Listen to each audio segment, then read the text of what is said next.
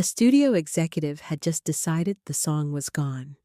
Too slow, too old-fashioned, didn't fit the film they were trying to sell. The composer sitting in that screening room had no power to stop it. The director said nothing. The room stayed quiet.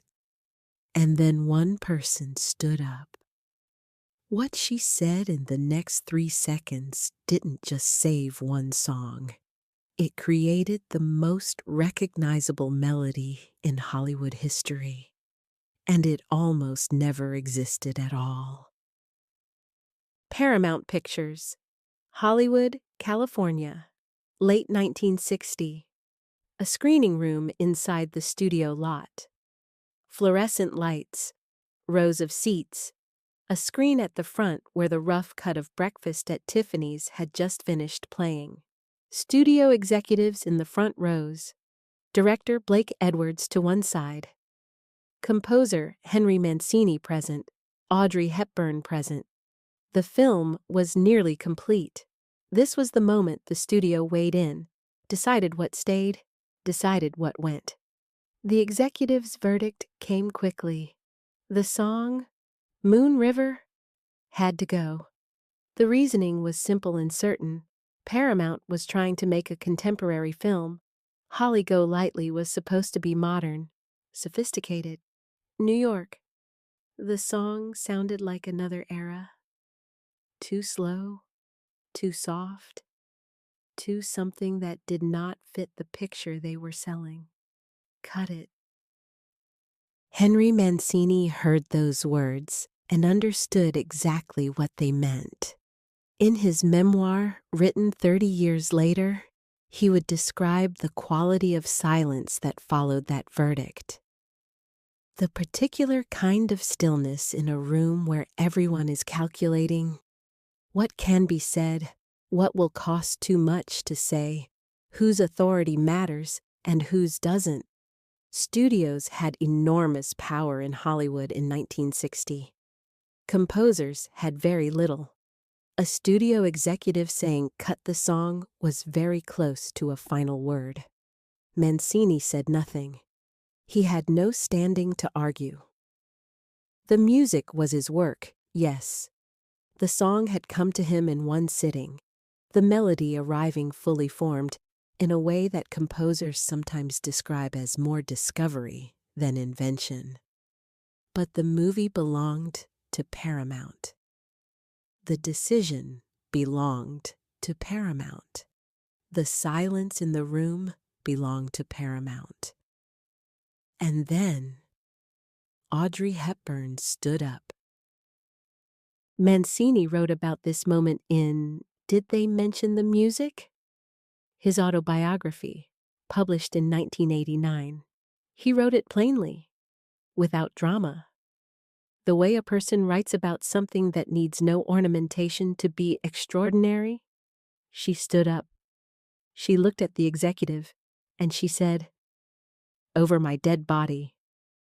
3 words, no argument following them, no lengthy defense of the song's merits, no negotiation, just a line, drawn absolutely.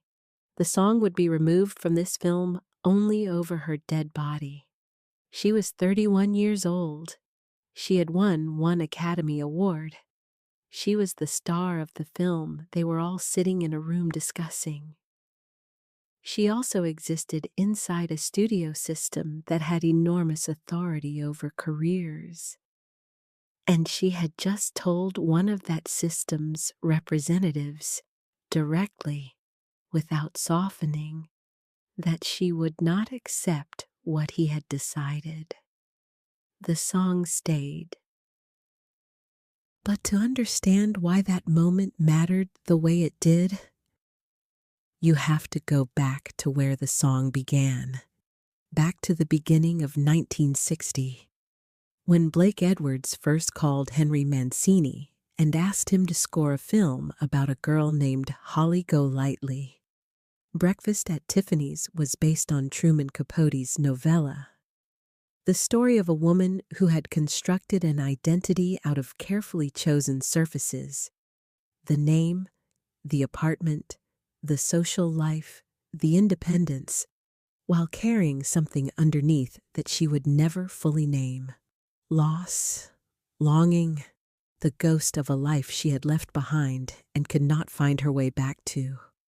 Capote had written Holly for Marilyn Monroe. He was publicly unhappy when Audrey was cast. He felt she was too European, too refined, too much the opposite of the raw American quality he had imagined. But Audrey understood Holly in a way that surprised people who agreed with Capote. She understood the constructed surface and the thing underneath it. She understood performing an identity while carrying a different truth privately. She had been doing versions of that her whole life. The ballet student who survived wartime Netherlands, the struggling actress who became Hollywood's symbol of effortless elegance, the icon who was privately much simpler and much more frightened than the image suggested. Blake Edwards gave her room to be both things at once. Holly in his film was funny and strange and heartbreaking in equal measure. The performance was unlike anything Audrey had done before. Less controlled, less composed, more willing to be ungraceful in ways that made the grace, when it appeared, feel earned. And he needed a song that could hold both things, the surface and the underneath, the performed freedom and the actual longing. He called Henry Mancini because Mancini understood that kind of musical balance. Mancini had built his reputation on Peter Gunn, a television score that was simultaneously cool and melancholy, contemporary and timeless. He knew how to write music that sat inside a scene rather than standing outside it and commenting. He knew how to let the emotion find its own shape. Mancini read the script. He watched rough footage. He studied Audrey's face in the scenes that had already been shot. And then he sat down and wrote Moon River. One sitting. He was clear about this in his memoir. The melody came whole. He wasn't searching for it. It arrived. He brought it to Johnny Mercer for the lyrics. Mercer was one of the greatest lyricists in American history. The man who had written Blues in the Night, Come Rain or Come Shine, Skylark, Days of Wine and Roses. He understood the particular grammar of American longing, how it mixes hope and sadness without fully resolving into either. The image is Huckleberry Finn, the Mississippi, the American dream of somewhere else, something more, a life just around the next bend of the river. That phrase, Huckleberry Friend, has no precise meaning and yet feels completely understood. A companion in wandering, a person who shares your particular variety of homesickness for a place you've never been. Mancini played it for Audrey. She sat through the first playing without moving. When it finished, she asked him to play it again. She sat with her knees pulled to her chest, eyes closed. When the second playing ended, she opened her eyes and looked at him. That's my song. Not a compliment, a recognition. The way you recognize something true, not because you invented it, but because it describes you. The fire escape scene was filmed in late 1960. Audrey in a simple house dress, no Givenchy, no elegance, hair loose and unset. Sitting outside a New York apartment window with a guitar in her lap while the city moved below. She played the guitar herself. She had learned specifically for the role, not professionally, but authentically. The way Holly would play, well enough to carry the melody, rough enough to feel real. Blake Edwards kept the camera at a distance and let her exist in the frame without pressing close. The scene runs just over 90 seconds. In those 90 seconds, everything that had been carefully constructed about Holly Golightly's persona, the sophistication, the carelessness, the performed freedom, falls away, and what remains is just a girl who is lonely and hopeful and doesn't have a word for either feeling. The crew stood quietly when the take ended. Mancini, who was present that day, described that stillness in his memoir. The particular silence of a moment when everyone in a room recognizes that something real just happened. Then the rough cut went to Paramount, and a studio executive said the song didn't fit. And Audrey Hepburn stood up and said 3 words, and the silence came back. A different kind of silence, the kind that follows a line being drawn. The 34th Academy Awards were held on April 9, 1962, at the Santa Monica Civic Auditorium. Breakfast at Tiffany's received 5 nominations. Moon River was nominated for Best Original Song. It won. Mancini and Mercer walked to the stage together. Mancini thanked the people he was supposed to thank. He said the right things in the right order. He was gracious and brief and professional. He did not tell the story of the screening room that night. That story appeared in his memoir 27 years later. He was not interested in embarrassing the executive who had wanted the song cut. He was not interested in creating a public narrative about a private argument. He simply wanted the record to be accurate. He wanted people to know what had actually happened.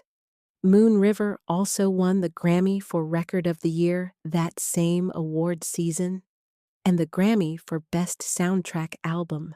The song that had been described as too slow, too old-fashioned, wrong for the film, swept the major awards in both film and music in a single year. It was not the last time Mancini and Audrey worked together.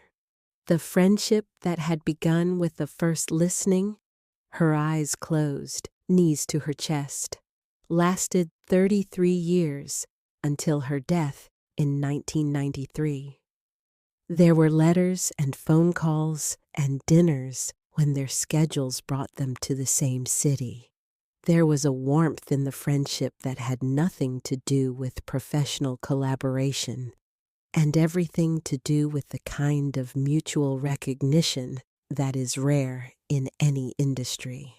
Mancini said in multiple interviews that Audrey had a quality he found almost singular in Hollywood. She was completely present when she was with you, not scanning the room, not calculating the next interaction. Just there, in the conversation, attending to it as if it were the only thing happening. He said she never talked about Moon River as if it were a monument. She talked about it as if it were still alive for her, still doing what it had done the first time she heard it. She would hear it played in a restaurant or a hotel lobby, and she would stop, not dramatically, just quietly, and listen. He understood why. The song was about longing for somewhere, for something, for a version of life that feels always just out of reach. Audrey had carried that longing her entire life. It was in her history, in the wartime childhood, in the years of uncertainty before Hollywood found her, in the distance between the icon the world saw and the woman who existed privately. Holly Golightly's longing and Audrey Hepburn's longing were not identical, but they recognized each other. Mancini published Did They Mention the Music? In 1989. It is a candid, warm book, honest about struggle and gratitude in roughly equal measure. The chapter on Breakfast at Tiffany's is among the most memorable. He writes the screening room story without anger. The executive who wanted the song cut is not named. This was a deliberate choice. Mancini makes this clear in the text. He is not interested in assigning blame or creating a villain. He is interested in recording what happened accurately, because what happened was important, and it deserved to exist in the record. He writes, "The song almost wasn't there. One person refused to let it disappear. Everything that followed, the Oscar, the Grammy, every cover version, every moment the melody has stopped someone in the middle of an ordinary afternoon and made them feel something they couldn't quite name, came from that refusal." Mancini died in June 1994. He was 70 years old. He had composed more than 500 pieces of music over his career, 4 Academy Awards, 20 Grammy Awards, a Golden Globe. He was one of the most decorated composers in the history of Hollywood. The Obituaries all mentioned Moon River first. There is something exact about that. Not because Moon River was his most technically ambitious work, because it was his most true work. Because truth in art has a persistence that ambition can't manufacture. Audrey died 7 months before Mancini, January 1993. She was 63 years old. By then, she had spent the last years of her life working with UNICEF, traveling to the places in the world where children were dying, witnessing suffering and reporting it back to people who could act. The woman who had played Holly Golightly on a fire escape, singing about crossing Moon River in style, spent her final years sitting on dirt floors in Somalia and Ethiopia, holding children who were starving. Mancini wrote about what Audrey had meant to him, not the professional relationship, the human one. The 30 years of a friendship that had started with a song and lasted because they recognized something in each other that had nothing to do with fame. I wrote the melody, Johnny wrote the words. But Audrey made it real, not just in the film, for everyone who has ever heard it since. Here is what is strange about this story. It is not hidden. It is not recovered from a private archive or pieced together from conflicting accounts. Mancini published his memoir in 1989. The story of the screening room exists in plain sight, and yet most people who love Moon River do not know it. They know the scene, the fire escape, the guitar, the morning light, the city below. Audrey's voice, not technically extraordinary, not trained in the way singers train, but completely honest. They know the feeling the song produces, something between ache and hope, something that doesn't fully resolve into sadness or joy, but sits between them. They do not know that it almost wasn't there. The studio executive who said cut the song was not operating from malice. He was operating from institutional logic. Films cost money. Films need to sell. Studio executives in 1960 were not uniquely short-sighted. They were doing what people inside institutions do, applying the framework they had been given, making the decision that seemed defensible, moving on. What Audrey did was not institutional. It was personal. She heard the song, and she knew what it was, and she was not willing to have it removed because someone with authority had decided it didn't fit. She had no formal power to block the decision. What she had was certainty, and the willingness to say the certain thing directly to the person who needed to hear it. This is a phrase most people have used at some point in their lives. usually with less clarity about what they're actually protecting.